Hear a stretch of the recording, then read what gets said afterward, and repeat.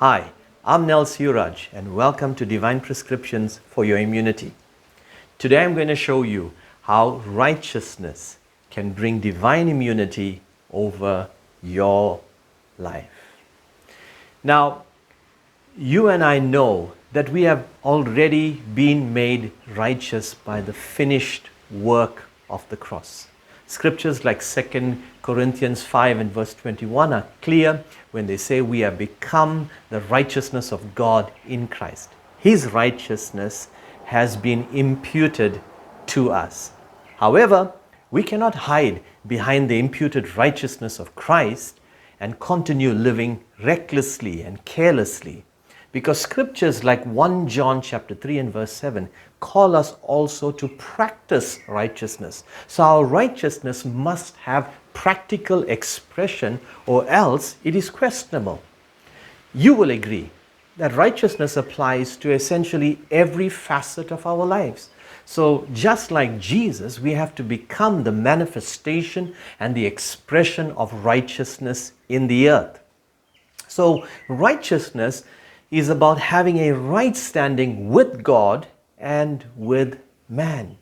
A righteous life is basically a life that is compliant with God, and that's why a righteous life can confer powerful benefits upon your life, including divine immunity.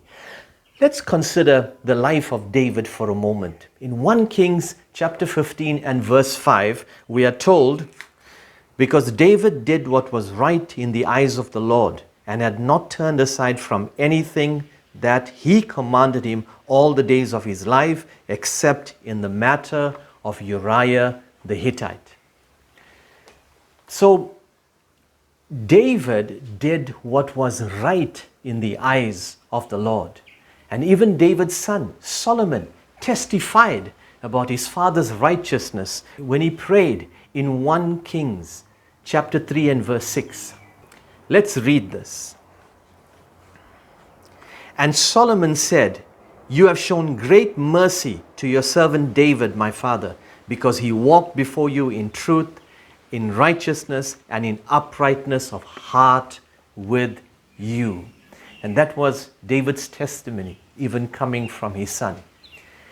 Have you ever considered how it was possible that David remained unharmed when he went against the bear and the lion? And why David was not destroyed when he fought Goliath, the 9-foot Philistine champion? Also, what immune David from retribution when he unlawfully ate the temple showbread? The secret behind David's immunity was his righteousness. Can I ask you a few more questions?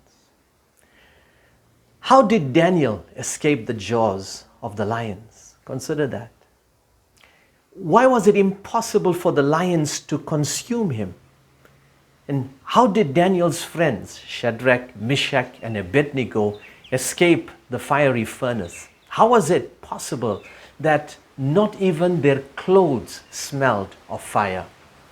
What was the one distinguishing trait present in Daniel and his friends that secured their divine immunity? It was their righteousness. They lived holy and sanctified lives. Do you remember in Daniel chapter 1 and verse 5 when the king appointed for them a daily provision of the king's delicacies and of wine and so forth? What did Daniel and his friends do? Well, verse 8 tells us that Daniel purposed in his heart that he would not partake of the king's delicacies and defile himself and of the wine which he drank. And therefore he requested of the chief eunuchs that they might allow them not to defile themselves, and he permitted. You see, Daniel and his friends chose to keep their hands clean and their hearts pure. They chose to live righteous and exemplary lives before God.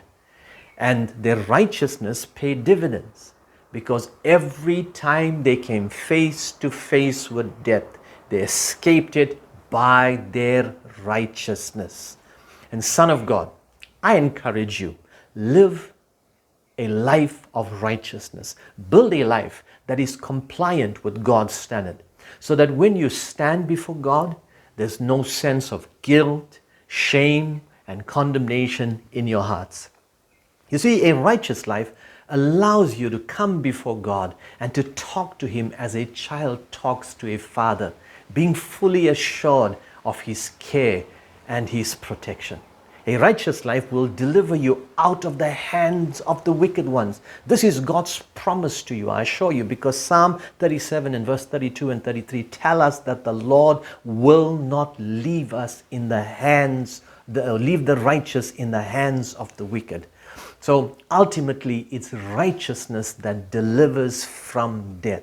And you know that's God's promise to us in Proverbs chapter 10 and verse 2. That's why it's righteousness that will deliver you from coronavirus and the death that it brings. And there you have it. Divine immunity is one of the privileges and one of the endowments reserved for the righteous life.